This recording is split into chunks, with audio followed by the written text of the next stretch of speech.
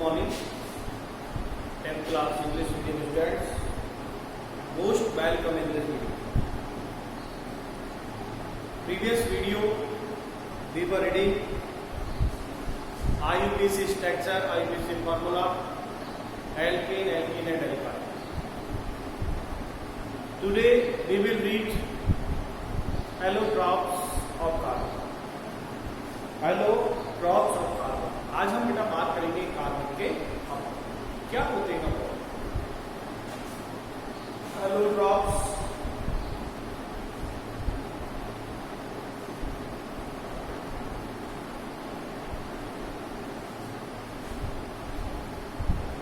Allotropes of carbon. First of all, definition.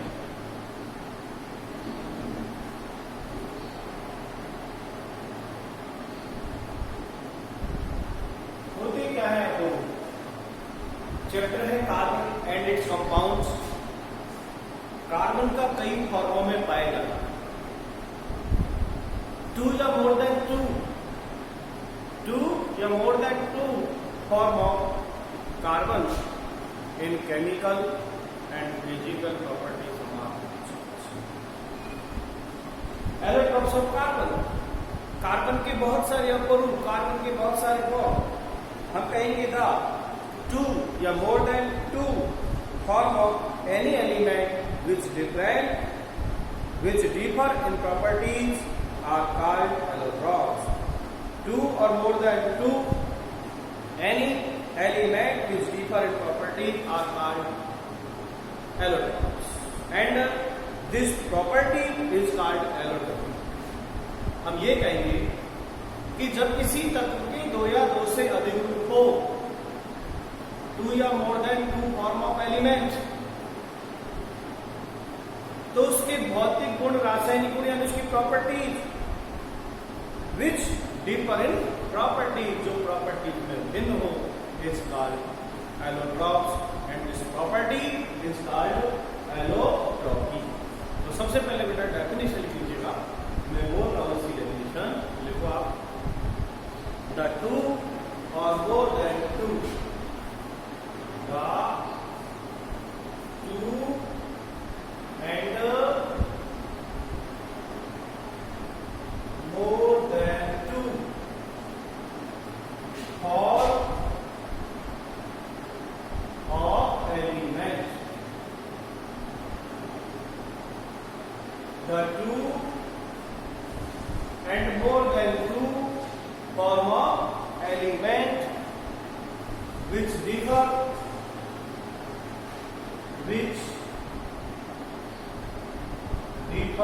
in property. Differ in properties are called allotropes. Properties are called allotropes.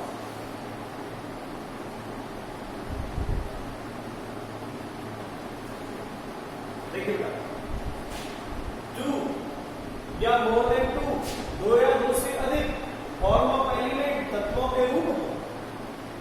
To और more than to, दो या दो से अधिक form of element, तत्वों के रूप हो, विच डिफर इन प्रॉपर्टी, और उनकी प्रॉपर्टी भी डिफरेंट हो, गुणधर्म के भिन्न हो, इसे एलोट्रोप्स कहते हैं. And this property are called allotropy. Allotropes and this property is called allotropy.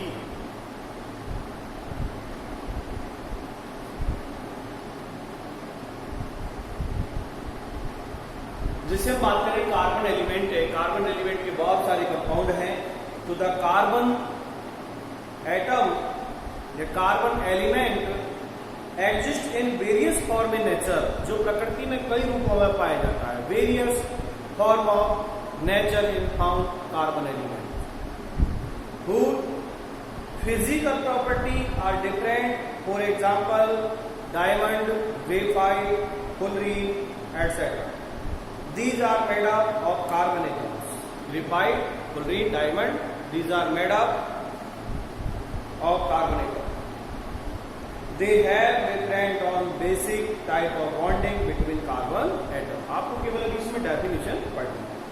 फिर हम देखते हैं इसका क्लासिफिकेशन क्या है. We can classify the allotropes of carbon as follows. अब यदि इसका क्लासिफिकेशन करें तो देखो आप allotropes of carbon.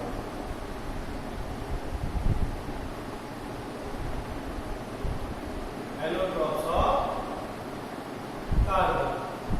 इसको डिवाइड किया है टू पार्टों में. Number 1 crystalline allotropes, then acrystalline allotropes. ठीक है. क्रिस्टलाइन जिनकी एक स्ट्रक्चर या ज्योमेट्री फिक्स हो, allotropes, the allotropes in which carbon atom from certain bond angle in certain geometry while arranging in definite manner are called crystalline property. crystalline property यानी इस crystalline allotropes क्या होते हैं? Those allotropes in which carbon bond angle certain place and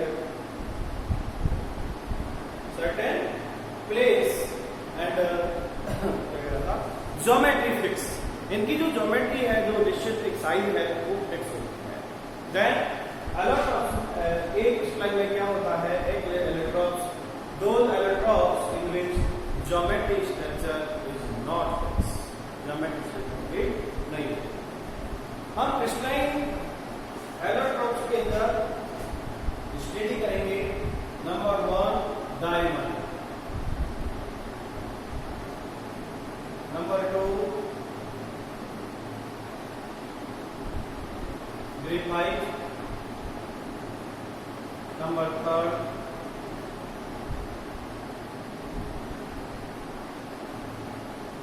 खुद. इसी तरह एक slide के अंदर हम पढ़ेंगे नंबर 1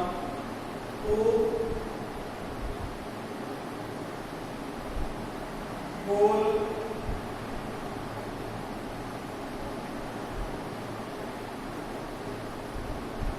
वुड, चारकोल,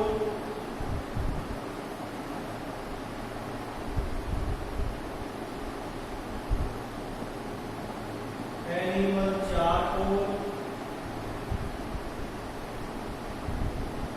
कार्बन गैस,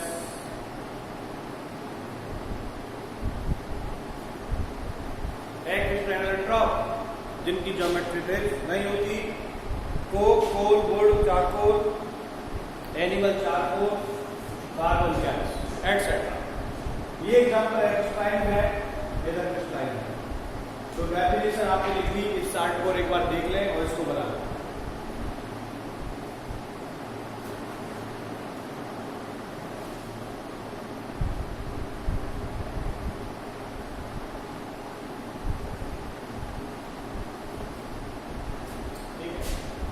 अब इस चार्ट में आपको जो दिख रहा है allotropes ऑफ कार्बन, कार्बन में ही फॉर्म में पाया जाता है क्रिस्टलाइन एंड क्रिस्टलाइन. क्रिस्टलाइन के अंदर जो भी एग्जाम्पल आते हैं उनकी जो ज्योमेट्री स्ट्रक्चर है वो सर्टेन होती है. Geometry structure are certain in crystalline allotropes and geometry structure are not certain in crystalline allotropes. Diamond, graphite, बबरी, crystalline, coke, coal, wood, charcoal, animal charcoal, carbon gases. Then next अब हम study करेंगे completely study describe study of crystalline allotropes. ये example आपके syllabus में ये आपको detail करना है. डायमंड की प्रॉपर्टीज एंड यूजेस क्या है? ग्रेफाइट प्रॉपर्टी, यूजेस, कोलिन की प्रॉपर्टी एंड यूजेस. ऐसे ही हम बात करेंगे इसकी difference between diamond and graphite, difference between graphite and कोलिन. जब इसकी प्रॉपर्टी मेन पॉइंट पढ़ लेंगे तो हम इसकी डिफरेंस आसानी से कर पाते हैं. ठीक बेटा, साथ में नेक्स्ट हम बात करेंगे इसकी डायमंड.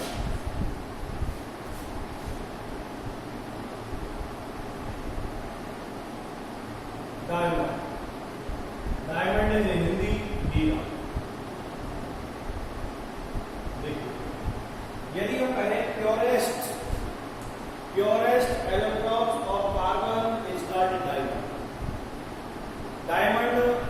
कार्बन का इलेक्ट्रोफिल 100% प्योर है, हम कहें it is the purest form of carbon is called diamond. यही पे each carbon atom form a rigid 3 dimensional tetrahedron by bonding which other 4 atoms carbon and diamond.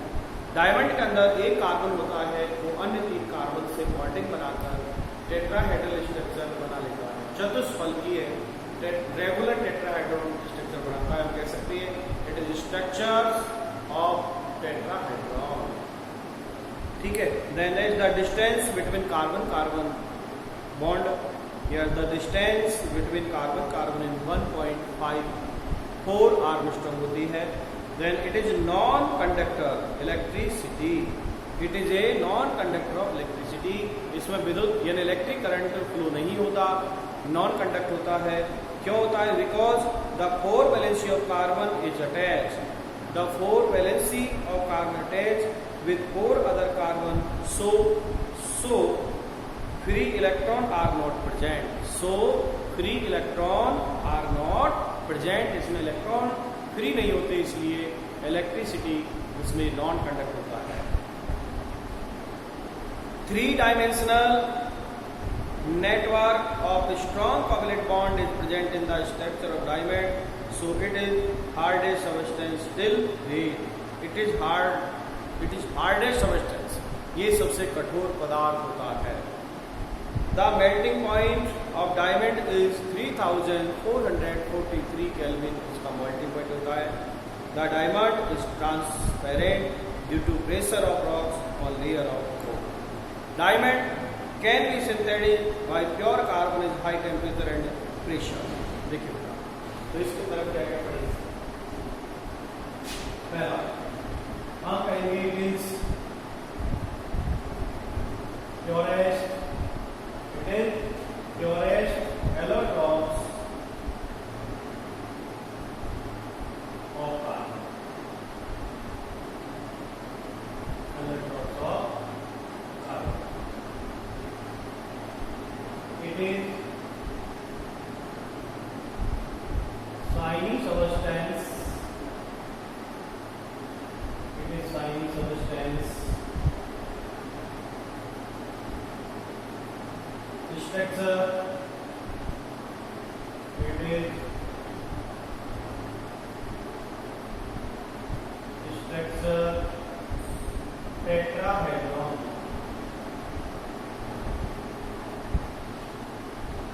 tetrahedron, it is non-conductor, it is non-conductor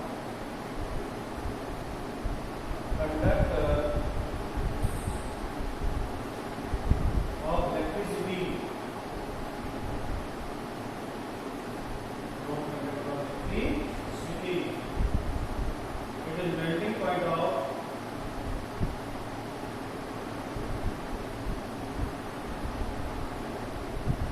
melting point of 380 Kelvin. It is hardest electrons, hardest electrons, hardest substance,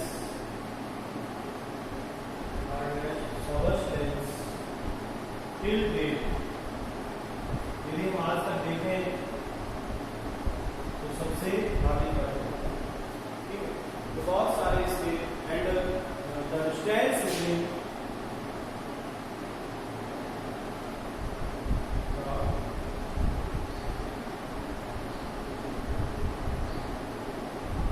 distance between carbon carbon atom 1.54 Armstrong. देखिए तो diamond का भी डालिएगा और आप इसमें लिखिएगा first point diamond में it is purest allotropes of carbon, it is purest allotropes of carbon, first point. Second point पहले पॉइंट का मतलब क्या हुआ, एक फ्रेश एलोट्रॉप यानी कार्बन का सबसे प्योर एलोट्रॉप है, सबसे pure 100% pure allotrope is called diamond. Second, it is A shiny substance, यह चमकीला होता है, यह चमकीला पदार्थ है, यह चमकीला होता है, इट इज शाइनी सबस्टेंस होता है, हीरा चमकदार पदार्थ। Then it is structure tetrahedron, इसकी संरचना टेट्राहेड्रल या टेट्राहेड्रॉन होती है। उसमें एक लाइन और लिख देना, स्ट्रक्चर टेट्राहेड्रॉन, हेड्रॉन आगे लिख देना, by bonding with other 4 atoms of carbon, 4 atoms in carbon of diamond.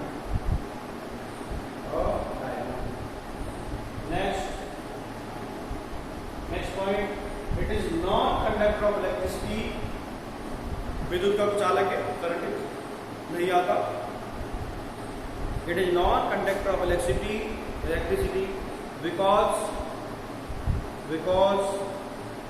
free electron are not present, because free electron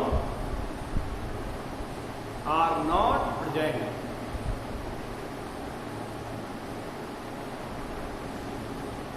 Free electron are not present।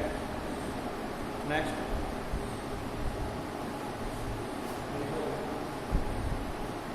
it is melting point of 3843 Kelvin। It is melting point of 3843 Kelvin। देखिए अब तक हम कहें तो सबसे hard material है तो वो डायमंड है, हार्डेस्ट सबस्टेंस टिल डेट, अब तक का सबसे कठोर पदार्थ डायमंड है। Then एक point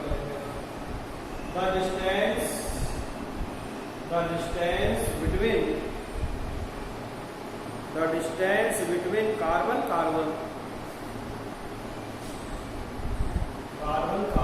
in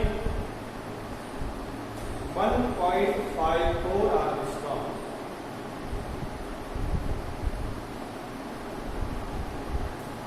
Then uses,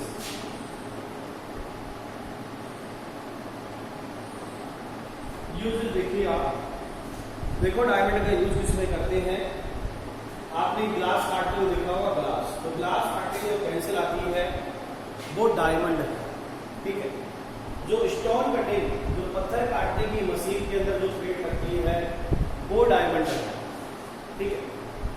jewellery बनाने में भी इसका यूज किया जाता है, ठीक है। तो नंबर 1 यूज लिखिएगा in cutting of glass. First लिखिए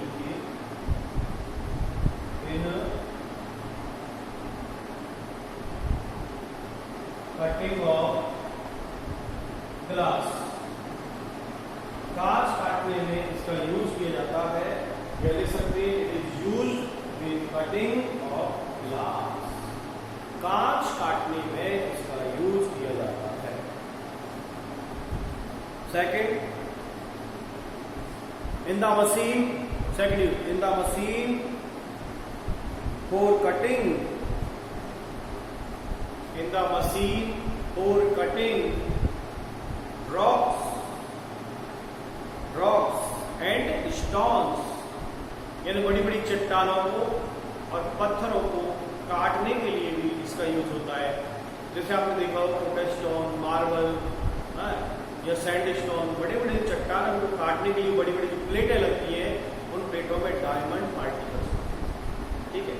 आपने चलो छोटी देखी होगी, जैसे टाइल वगैरह जो घर में फिटिंग करने आते हैं लेबर्स, तो वो जो छोटी मशीन चलाते हैं उसके अंदर जो प्लेट घूमती है, वो चक्का जो घूमता है उसके अंदर भी डायमंड के पार्टिकल्स होते हैं, ठीक है। तो सेकंड यूज लिखा आपने in the machine for cutting rocks and stone. एक और लिख लेना इन द मैन्युफैक्चरिंग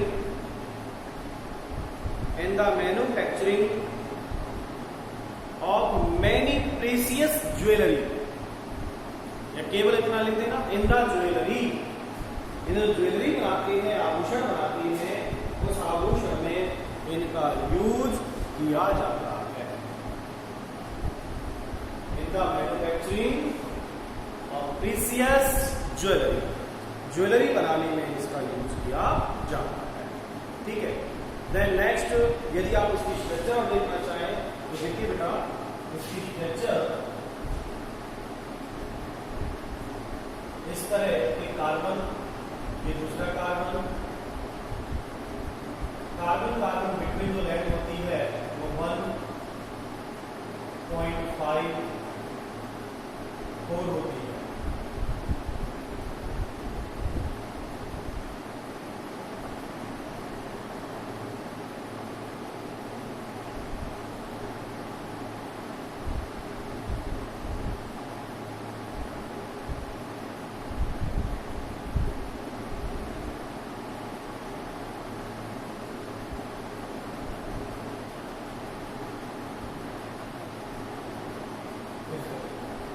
ये जो लाइन होती है 1.54 आर्बिट्रेशन, इस तरह क्लोरीन की स्ट्रक्चर।